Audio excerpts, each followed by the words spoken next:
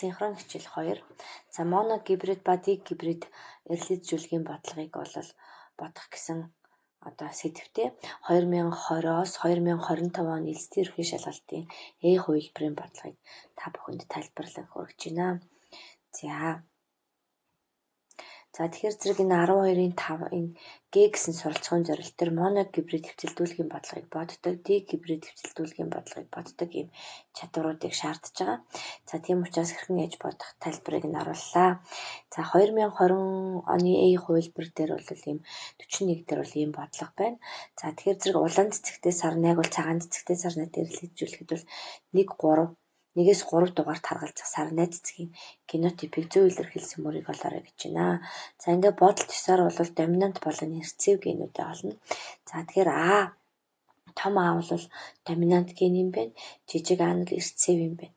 За тэгэхээр зэрэг тухайн шинж тэмдгээр бол ийм генотиптэй буюу улаан нь бол гетерозигот, цагаан нь бол гомозигот, рецессив генотиптэй бие махбодтой эрэлхийлжүүлсэн тохиолдолд бол хоёрыг харьцах нь 2 гэсэн ийм харьцаа гарна. За энийгээ бид нар баталгаажуулаад пинитийн тор дээр байрлуулахаар бол пинитийн тор маань ийм байдлаар зурагдана. За тэгэхээр зэрэг бол яах нь нэг нь бол том А жижиг А, хоёр нь бол жижиг А гэсэн генотиптэй байна. Харин 3 нь бол жижиг А гэсэн генотиптэй. Учраас С хувилбар зөв байх нэ. За 2021 оны хувилбар дээр өснөгтөнд өгөгдсөн генотипүүдээс гомозигот доминант бие хэд байх вэ гэж асуусан байна. Тэгэхээр энэ том бие гомозигот доминант бие бол пинитийн торноос харахад бол 1 байна. За гомозигот рецессив бол 1 байна. Гетерозигот генотип бол 2 байгаа учраас асуулт ёсоор бол 1 гэдэг хариулт нь зөв байх нэ. За дахианы саарл өнгөн цагаан өнгөд авмгаалж удмашдаг. Гетерозигот саарл өнгөтэй дахиад цагаан өнгөтэй дахиатай хэвтэлдүүлэхэд саарл өнгөтэй дахиад гарах хувийг бодож олно гэсэн байж байна. За эндээс л хамгийн түрүүнд доминант рецессив бие махбод шинж тэмдгүүдээ олох нь чухал. За саарл өнгөн доминант юм байна. Цагаан өнгөн рецессив юм байна. За ингээд гетерозигот саарл гэдэг маань том А жижиг А гэсэн генотиптэй, жижиг А гэсэн генотиптэй дахиад эрэлхийлжүүлсэн байна. За үүсэх гаметууд нь бол доор харагдчихэв. За эндээс пинитийн торыг байрлуулахаар зэрэг ийм байдалтай харагдана. За генотип фенотипийн тооны харьцаа бол 1-ийг харьцах 1 гарч байна. За эндээс бол саарл өнгөтэй дахиад 2-д 1 гарч байгаа учраас 50% гэдэг хариу зөв байх нэ. За 2022 оны хувилбар дээр бол улаан лолны жимсний өнгө нь улаан өнгө нь шар өнгөд авмгаалж удмашдаг. Гетерозигот улаан өнгийн жимстэй лолыг шар жимстэй лол дээр эрэлхийлжүүлэхэд шар өнгийн жимстэй лол гарах магадлалыг олно гэсэн байна. За мөн адил доминант рецессив шинж тэмдгүүдээ олно. За ингээд гетерозигот улаан гэсэн байгаа учраас том А жижиг А тэмдэглэнэ. За шар бол мэдээж жижиг А.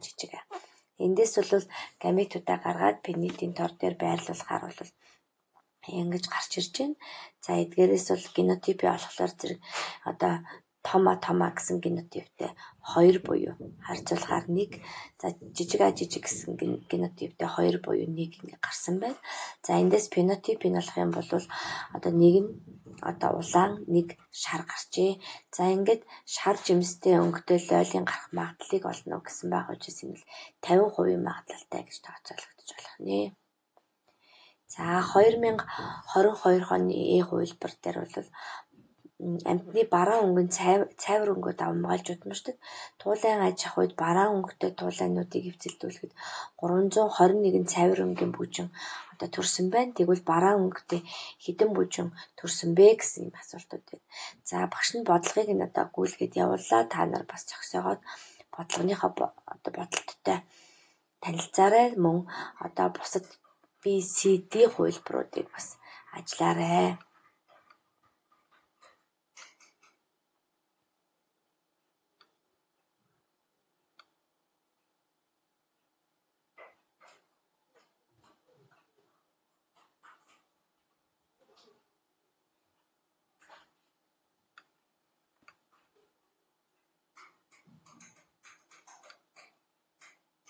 За бодолтуудыг бодолтуудын дагуу бусад хувилбаруудаа ажиллаж өөрсдийнхөө мэдлэгийг баттгаарай.